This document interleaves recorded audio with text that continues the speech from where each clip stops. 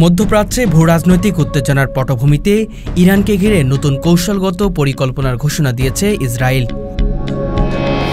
সম্প্রতি এক নিরাপত্তা বৈঠকে ইসরায়েলের প্রধানমন্ত্রী বেনিয়ামিন নেতানিয়াহু এবং দেশটির প্রতিরক্ষা বাহিনীর শীর্ষ কর্মকর্তারা ইঙ্গিত দিয়েছেন, ইরানের পারমাণবিক কর্মসূচিকে কেন্দ্র করে তারা একাধিক নতুন প্রতিরোধমূলক পদক্ষেপ গ্রহণ করে যাচ্ছে।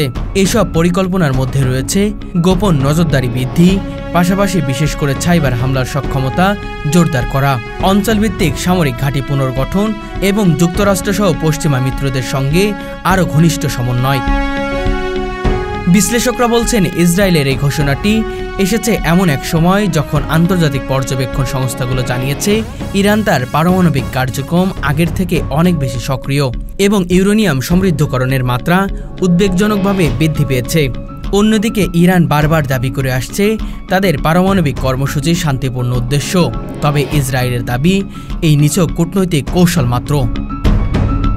ইসরায়েলের এই পরিকল্পনা অংশ হিসেবে মধ্যপ্রাচ্যে তেহরান সমর্থিত মিলিশিয়াদের উপর নজরদারি অভিযান প্রস্তুতি চলছে বলে ধারণা করা হচ্ছে।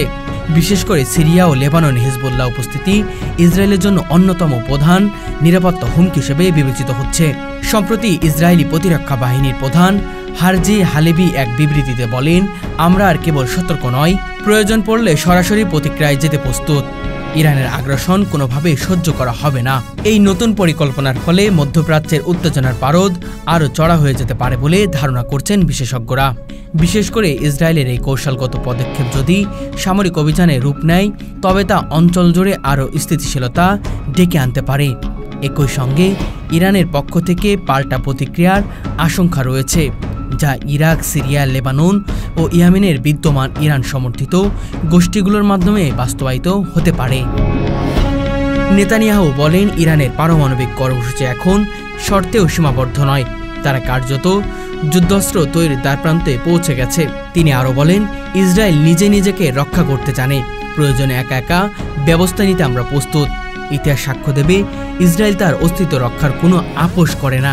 এই বক্তব্য এমন এক সময় এলো যখন আন্তর্জাতিক পরমাণু সংস্থা IAEA জানিয়েছে ইরান বর্তমানে 66% পর্যন্ত ইউরেনিয়াম সমৃদ্ধ করেছে, যা অস্ত্র তৈরি পর্যায়ে অনেক কাছাকাছি।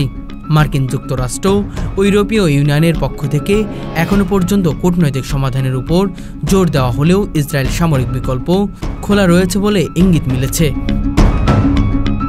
একটি ফাঁস হওয়া অভ্যন্তরীণ রিপোর্টের বরাতে জানা গেছে, ইসরায়েলি গোয়েন্দা সংস্থা মোসাদ এবং সামরিক গোয়েন্দা বিভাগ যৌথভাবে ইরানের বিরুদ্ধে একটি বহুস্তর বিশিষ্ট কৌশলগত পরিকল্পনা বাস্তবায়নের পথে এগোচ্ছে।